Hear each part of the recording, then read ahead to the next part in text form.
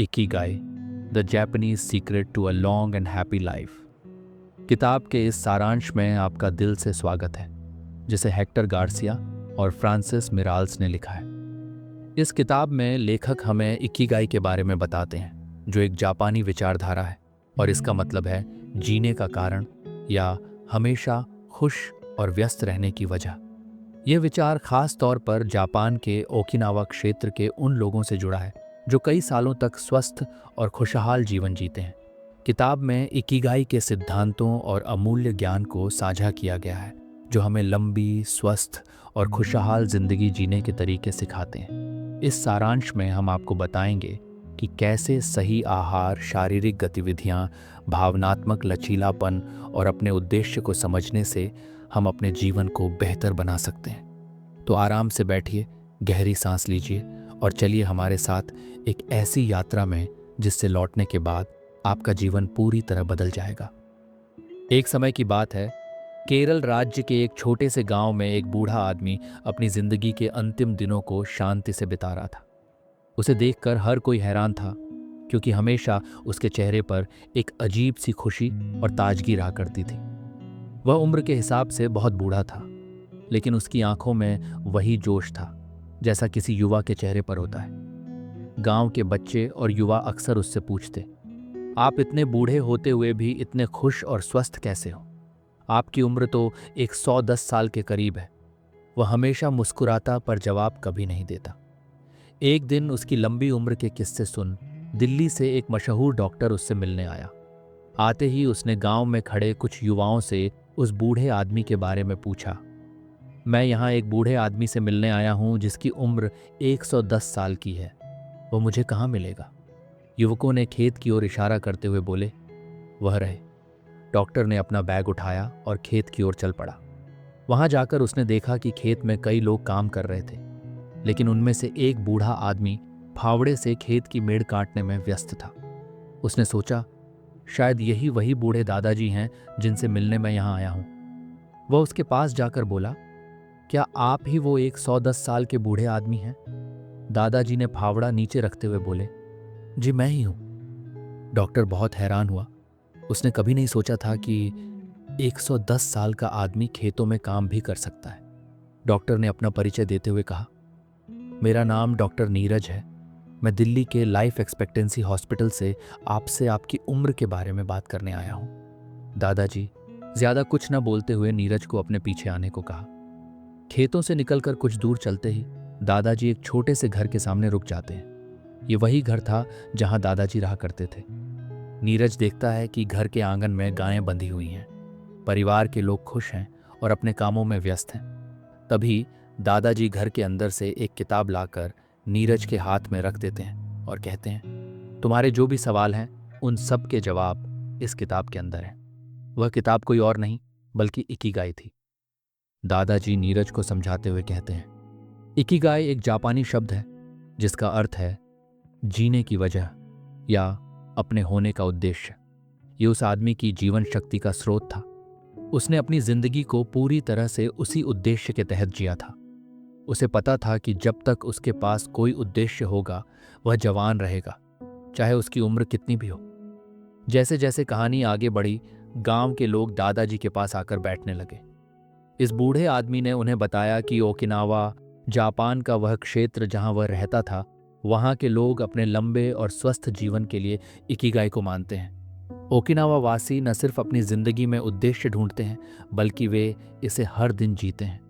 उनकी जिंदगी का हर हिस्सा उद्देश्यपूर्ण और सक्रिय होता है। वह समझाते हैं, यहाँ के लोग कभी रिटायर नहीं होते।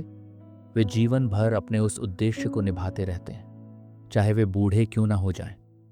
अब गांव के लोग समझ गए कि यह उद्देश्य ही था जो उन्हें सक्रिय रखता था और जीवन को हमेशा नया बनाता था। वे भी अपने इकिगाई को खोजने के लिए प्रेरित हुए और यह सोचा कि हर व्यक्ति का उद्देश्य अलग हो सकता है, लेकिन इस उद्देश्य के साथ जीवन जीने से ही लंबी उम्र और खुशी प्राप्त हो सकती है। अब गांव में कुछ और लोग उस बूढ़े आदमी से मिलने आए। उनमें से एक अर्जुन नाम का युवक था। अर्जुन अक्सर यह महसूस करता था कि उसकी जिंदगी में कुछ कमी है। वह कॉलेज में पढ़ाई कर रहा था, अच्छे मार्क्स ला रहा था, और फिर भी उसे हमेशा एक खालीपन महसूस होता था।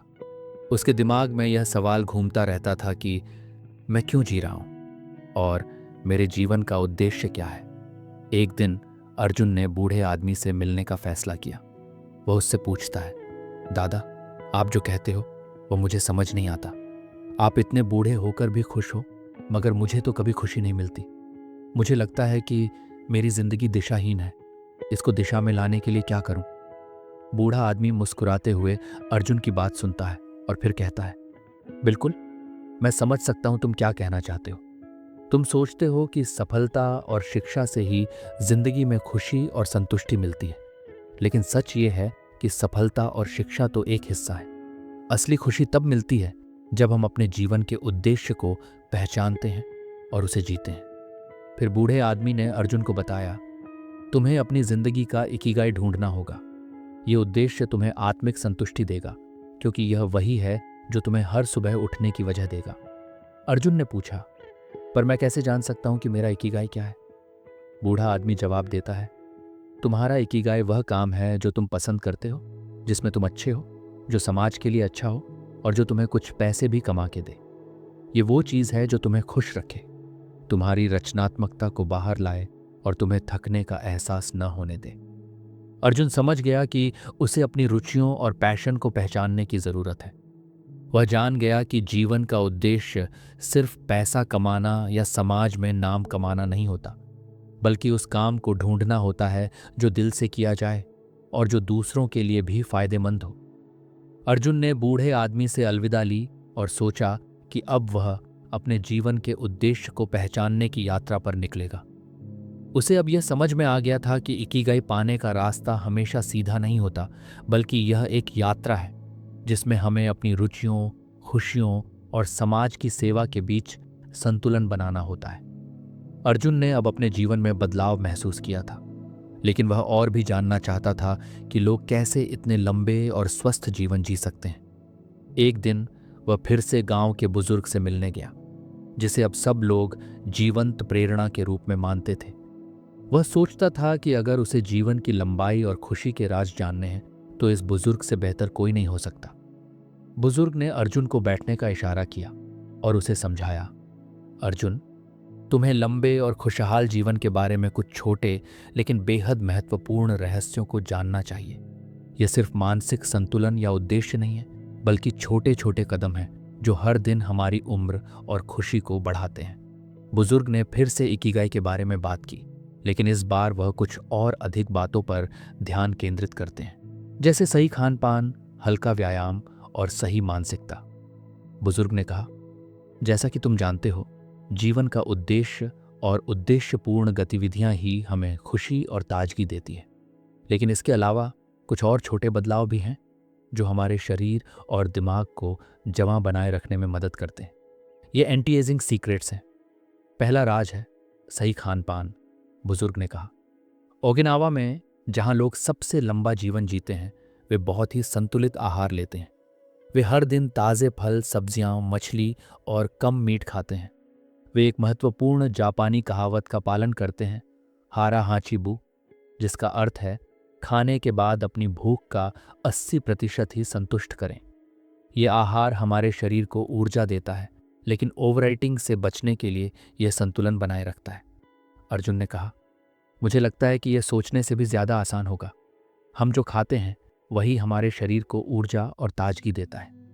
बुजुर्ग ने आगे कहा, दूसरा कदम यह है कि आप हर रोज़ हल्का व्यायाम करें। यह ज़रूरी नहीं कि हम जिम जाएं और भारी व्यायाम करें। ओकिनावा वासी भी लंबे समय तक स्वस्थ रहते हैं क्योंकि वे रोज़ाना हल्का व्यायाम करते हैं, जैसे चलना, बागवानी करना या किसी खेल में हिस्सा लेना। इसका उद्देश्य शरीर को सक्रिय रखना है ताकि मांसपेशियां और हड्डियां मजबूत रहें और रक्त संचार सही तरीके से चलता रहे। अर्जुन ने बुजुर्ग से कहा, तो इसका मतलब ये नहीं है कि हमें हर रोज भारी मेहनत करनी चाहिए, बल्कि रोजाना थोड़ी सी शारीरिक गतिविधि जीवन को बेहतर बना सकती है। आखिरकार बुजुर्ग ने तीसरा महत्वपूर्ण राज बताते हुए कहा, मानसिक स्वास्थ्य भी उतना ही महत्वपूर्ण है जितना कि शारीरिक। जब हम तनावपूर्ण जीवन जीते हैं तो हमारा शरीर जल्दी बूढ़ा हो सकता है। लेकिन अगर हम मानसिक शांति और सकारात्मक सोच बनाए रखते हैं तो हम अधिक लंबे समय तक खुश रह सकते हैं। इसलिए एक सकारात्मक दृष्टिकोण और अच्छे दोस्तों के साथ समय बिताना भी महत्वपूर्ण है।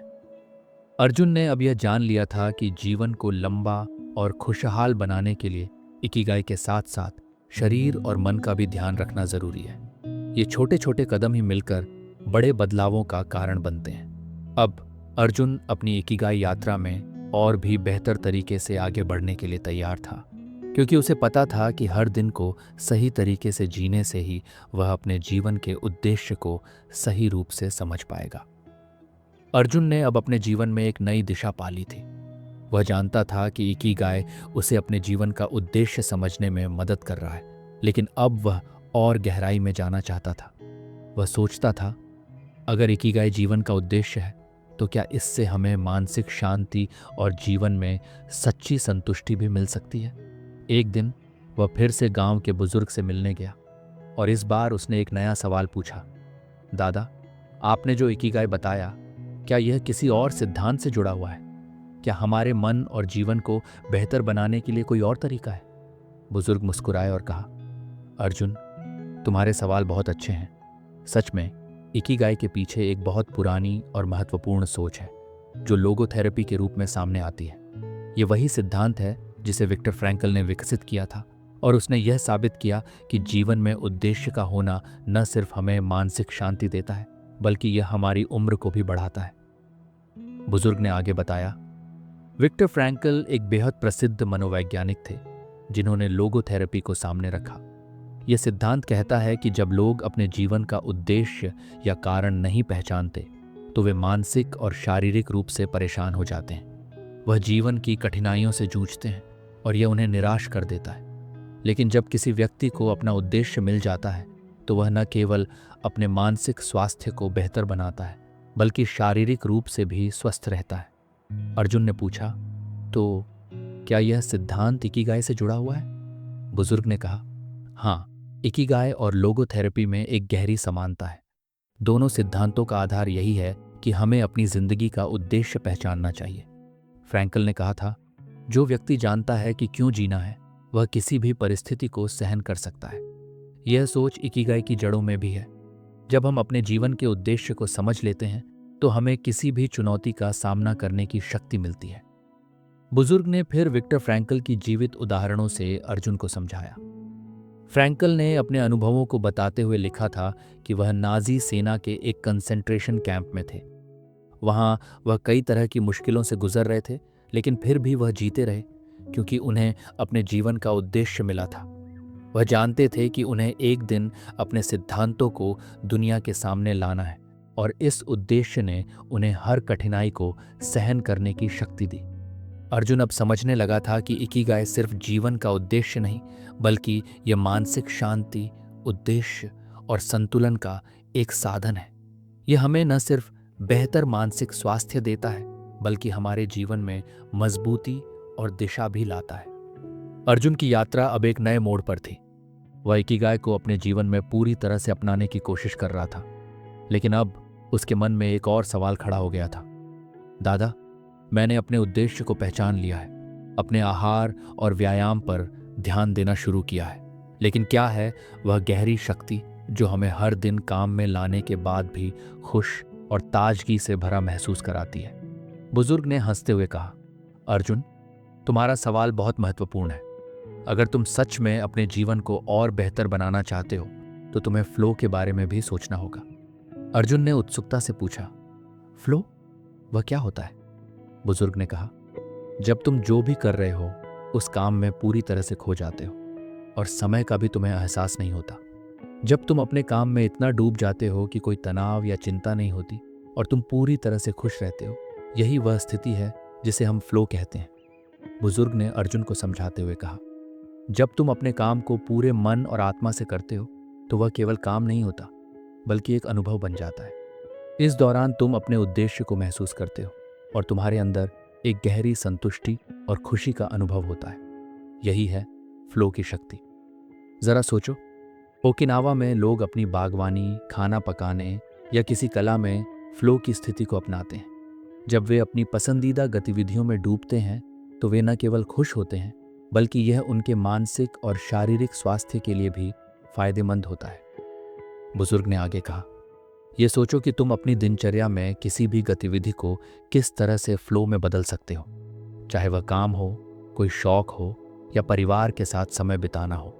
जब तुम पूरी तरह से उस पल में रहते हो तो वह पल तुम में ऊर्जा और संतुष्टि लाता है।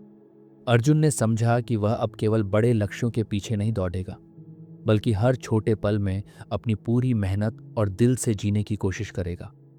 वह जान गया कि फ्लो की स्थिति में आकर हर काम को इस तरह करना चाहिए जैसे वह इंसान न केवल काम कर रहा हो बल्कि एक अनमोल अनुभव से गुजर रहा हो। अर्जुन अब अपने जीवन में कई बदलाव महसूस कर रहा था। उसने अपने इकिगाई को समझा, सही आहार और हल्के व्यायाम की आदतें अपनाई और फ्लो में जीने की कला भी सीखी। लेकिन अब वह यह जानना चाहता था कि दुनिया के सबसे लंबे उम्र वाले लोग किस तरह से जीवन जीते हैं और उनके पास कौन सी रहस्यमयी ताकतें हैं जो उन्हें लंबे समय तक स्वस्थ और खुश रखने में मदद करती हैं। उसने बुजुर्ग से पूछा, दादा, आपने बहुत लंबा जीवन जिया है और ओकिनावा जैसे स्थानों पर कुछ समय भी बिताया है जहां लोग बहुत लंबे समय तक जीवित रहते हैं। क्या उनके पास कोई खास रहस्यमयी ताकतें हैं जो उनके लंबे जीवन का राज है? बुजुर्ग बोले, अर्जुन, दुनिया में कुछ जगह हैं जिन्हें ब्लू जोन कहा जाता है, जहां लोग औसतन ज्यादा लंबी उम्र जीते हैं। इनमें से एक ओकिनावा है और इन लोगों के पास जीवन के बहुत सी महत्वपूर्ण बातें हैं जिन्हें अपनाकर वे अपनी उम्र को लंबा और खुशहाल बना पाते हैं। बुजुर्ग ने अर्जुन को बताया कि ब्लू जोन वह क्षेत्र है जहां लोग न केवल लंबे जीवन जीते हैं बल्कि उनकी जीवन शैली, मानसिकता और आदतें भी उनकी उम्र बढ़ाने में मदद करती हैं। इन क्षेत्रों में Okinawa, Japan, Ikaria, Greece, Nicoya, Costa Rica और सर्डिनिया, इटली शामिल हैं। इन जगहों के लोग केवल 100 साल की उम्र तक नहीं पहुंचते बल्कि वे शारीरिक और मानसिक रूप से भी स्वस्थ रहते हैं। अर्जुन ने पूछा, तो इन लोगों के पास ऐसी कौन सी खास बातें हैं जो उन्हें लंबे जीवन का अनुभव कराती हैं? बुजुर्ग ने कहा, इनमें से सबसे पहले और महत्वपूर्ण बात है सामाजिक संबंधों की ताकत। ब्लू जोन के लोग एक दूसरे के साथ जुड़े रहते हैं। वे अपने परिवार, दोस्तों और समुदाय के साथ मजबूत संबंध रखते हैं। वे किसी न किसी रूप में हमेशा एक दूसरे की मदद करते हैं और साथ में समय बिताते हैं। इस तरह के रिश्ते न केवल मानसिक स्वास्थ्य को सुधारते हैं बल्कि जीवन को भी लंबा बनाते हैं। ओकिनावा में लोग अपनी रोज की गतिविधियों में ऐसे कार्य करते हैं जो उनके समुदाय और परिवार के लिए फायदेमंद होते हैं। यहाँ के लोग मानते हैं कि एक अच्छे जीवन के लिए न केवल खुद के बारे में सोचना चाहिए बल्कि दूसरों के भले के लिए भी काम करना चाहिए। अर्जुन ने समझा कि यह बात केवल परिवार और समुदाय के महत्व को नहीं दर्शाती बल्कि यह भी दिखाती है कि जीवन में एक उद्देश्य और परोपकारिता के साथ जीना कितना महत्वपूर्ण है। ब्लू जोन के लोग यह मानते हैं कि एक व्यक्ति का उद्देश्य सिर्फ अपनी जिंदगी तक सीमित नहीं होना चाहिए बल्कि उसे समाज और दुनिया के लिए कुछ सकारात्मक करना चाहिए। बुजुर्ग ने फिर जीवन शैली और आहार पर ध्यान दिलाया। ब्लू जोन में रहने वाले लोग आमतौर पर एक सादा आहार अपनाते हैं। उनका आहार ताज़े फल, सब्जियों, मछली और साबुत अनाज से भरपूर होता है। वे कभी ज्यादा नहीं खाते और हमेशा अपने पेट को 80% तक ही भरते हैं ताकि शरीर को पूरा आराम मिले। उन्होंने उदाहरण देते हुए कहा, ओकिनावा में लोग अपने भोजन को छोटे हिस्सों में बांटकर खाते हैं जिससे वे संतुष्ट रहते हैं और ओवरईटिंग से बचते हैं। ब्लू जोन के लोग व्यायाम के लिए ज्यादा वक्त नहीं निकालते लेकिन वे सक्रिय रहते हैं। वे रोजाना हल्की शारीरिक गतिविधि करते हैं जैसे पैदल चलना, बागवानी करना और घर के छोटे काम करना।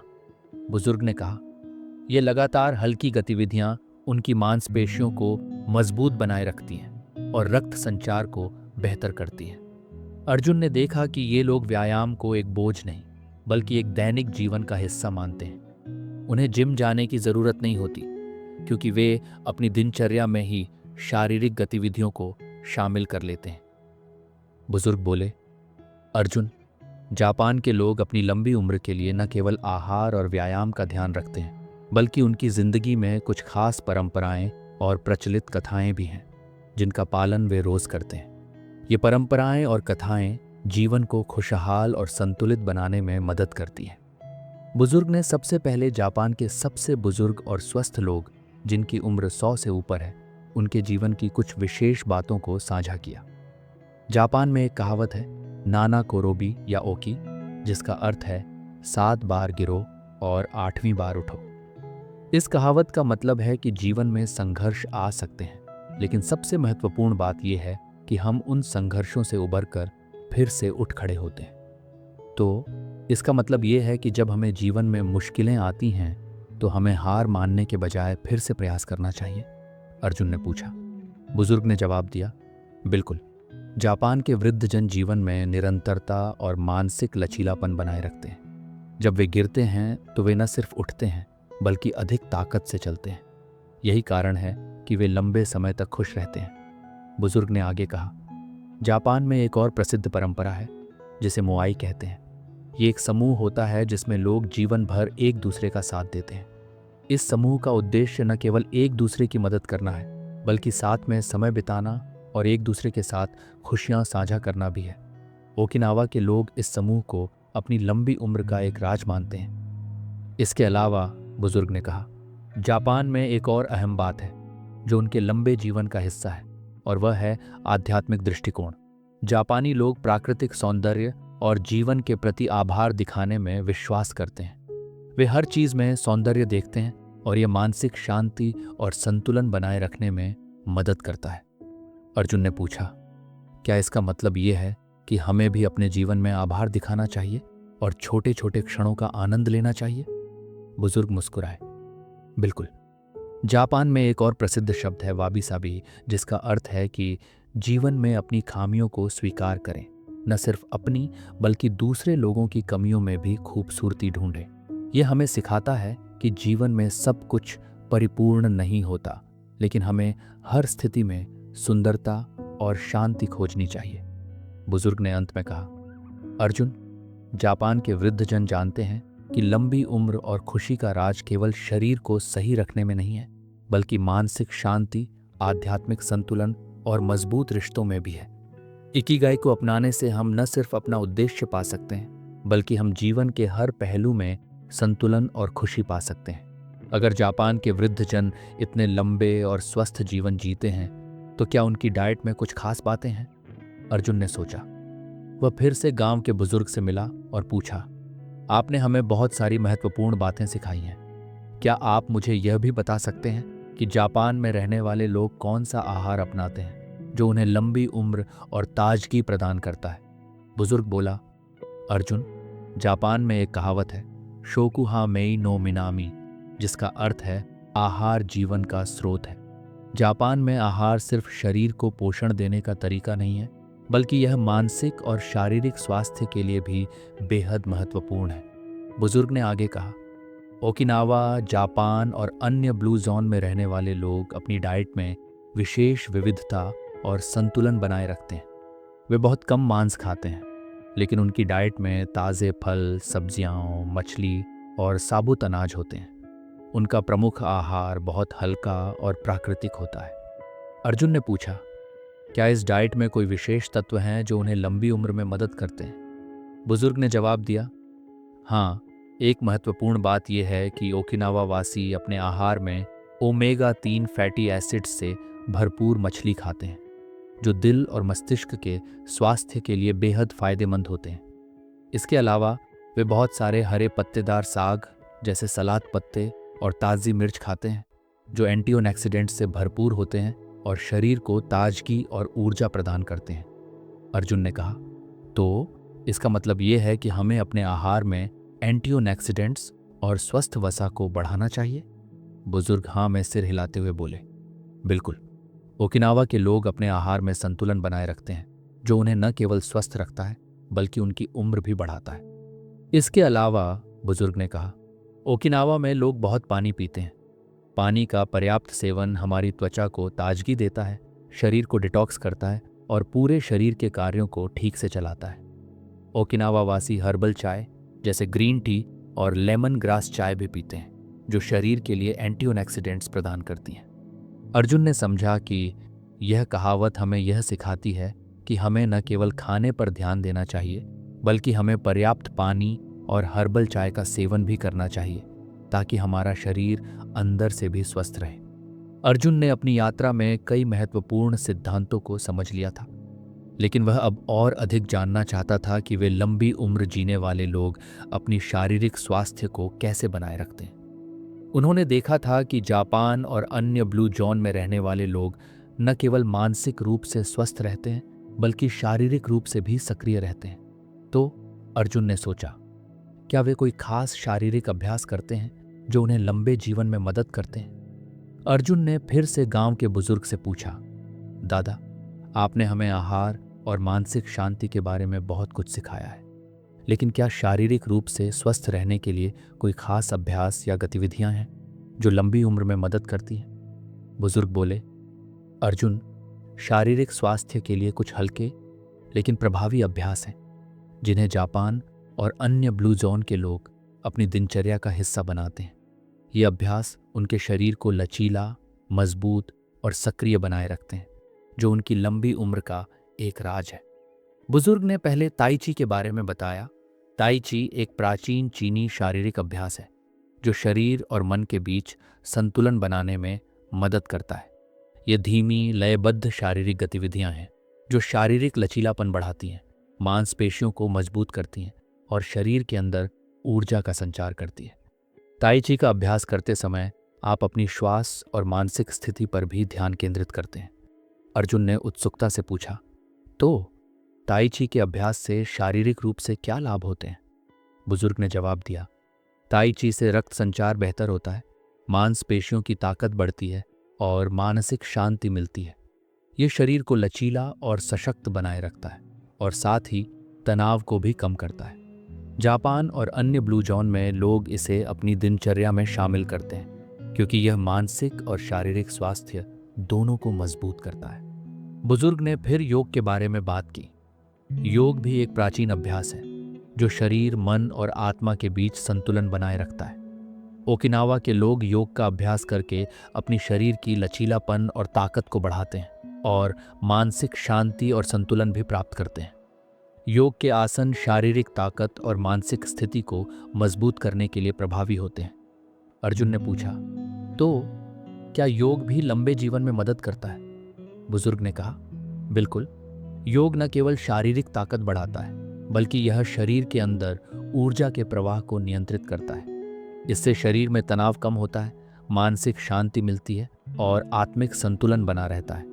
जब हम योग के आसनों में पूरी तरह से डूब जाते हैं तो यह हमें एक गहरी शांति और संतोष का अनुभव कराता है। बुजुर्ग ने एक और महत्वपूर्ण बिंदु पर चर्चा की। ब्लू जोन के लोग अपनी दिनचर्या में हल्की शारीरिक गतिविधियां शामिल करते हैं, जैसे चलना, बागवानी करना या घर के छोटे छोटे काम करना। ये हल्की गतिविधियां उनकी मांसपेशियों को मजबूत बनाए रखती हैं और शरीर को सक्रिय बनाए रखती हैं। अर्जुन ने कहा, तो इसका मतलब ये है कि हमें जिम जाने की ज़रूरत नहीं है, बल्कि छोटी छोटी शारीरिक गतिविधियां जैसे चलना और बागवानी भी हमारे शरीर को स्वस्थ रखने में मदद कर सकती हैं। बुजुर्ग हाँ में सिर हिलाते हुए बोले, सही कहा तुमने। इन हल्की गतिविधियों से शरीर में ऊर्जा बनी रहती है और मानसिक स्थिति भी ठीक रहती है। इसके अलावा यह हमें अपनी उम्र को बढ़ाने और शरीर को लचीला बनाए रखने में मदद करती है।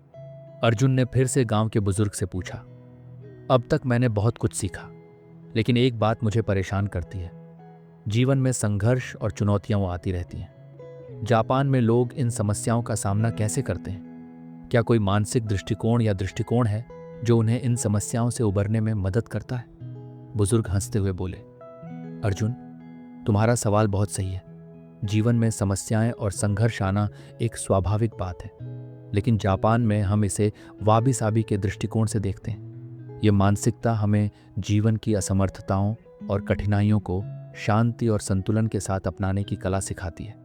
बुजुर्ग ने समझाया, वाबी साबी एक जापानी दर्शन है जो अस्थिरता, अपूर्णता और उम्र बढ़ने में सुंदरता देखता है। इसका अर्थ है कि जीवन में हर चीज को एक अस्थायी और परिवर्तनशील प्रक्रिया के रूप में देखना और इसमें सुंदरता, और संतुलन की खोज करना। जापानी लोग इसे जीवन के हर पहलू में अपनाते हैं। अर्जुन ने पूछा, तो इसका मतलब ये है कि हमें जीवन की कठिनाइयों को पूरी तरह से स्वीकार करना चाहिए और इनमें भी सुंदरता देखनी चाहिए? बुजुर्ग ने हाँ में सिर हिलाया। सही कहा तुमने। वाबी साबी हमें सिखाता है कि जीवन में अस्मिता और समस्याएं आती हैं, लेकिन हमें उन्हें बिना चिंता और तनाव के अपनाना चाहिए। यही मानसिकता हमें संतुलन बनाए रखने में मदद करती है और हमें मानसिक रूप से मजबूत बनाती है। बुजुर्ग ने फिर एक महत्वपूर्ण बिंदु पर बात की। वाबी साबी के साथ साथ जापान में हम लचीलापन पर भी ध्यान देते हैं। लचीलापन का मतलब है अपनी कठिनाइयों और समस्याओं से उबरने की क्षमता। जापानी लोग ये मानते हैं कि जीवन की कठिनाइयाँ केवल हमारी क्षमता को बढ़ाती है। यह हमें सीखने और मानसिक शक्ति विकसित करने का अवसर देती है। क्या इसका मतलब ये है कि हमें हर मुश्किल से डरने के बजाय उसे एक चुनौती के रूप में देखना चाहिए? अर्जुन ने पूछा। बुजुर्ग ने जवाब दिया, बिल्कुल। लचीलापन हमें यह सिखाता है कि हम अपने दुखों और परेशानियों को अवसरों में बदल सकते हैं। हमें समस्याओं को आत्मसंवर्धन के रूप में देखना चाहिए, क्योंकि यही हमें मानसिक शांति और ताकत प्रदान करता है। वाबी साबी का एक और महत्वपूर्ण हिस्सा यह है कि हम जीवन में प्राकृतिक सौंदर्य और आभार को पहचानें। बुजुर्ग ने कहा, जापानी लोग प्रकृति से जुड़ते हैं और इसके छोटे छोटे पहलुओं को महत्व देते हैं। यह हमें जीवन के छोटे छोटे पल में सुंदरता और शांति देखने में मदद करता है। अर्जुन ने पूछा, तो इसका मतलब है कि हमें अपने जीवन में आभार दिखाना चाहिए और छोटी चीज़ों को महत्व देना चाहिए? बुजुर्ग ने कहा, सही कहा तुमने। जब हम अपने जीवन के छोटे छोटे पलों में आभार और सुंदरता देखते हैं तो हम तनाव और चिंता से मुक्त रहते हैं। वाबी साबी हमें यह सिखाता है कि जीवन की अस्मिता और असंवेदनशीलता में भी कुछ खास होता है और यही हमारे जीवन को अधिक संतुलित और शांतिपूर्ण बनाता है।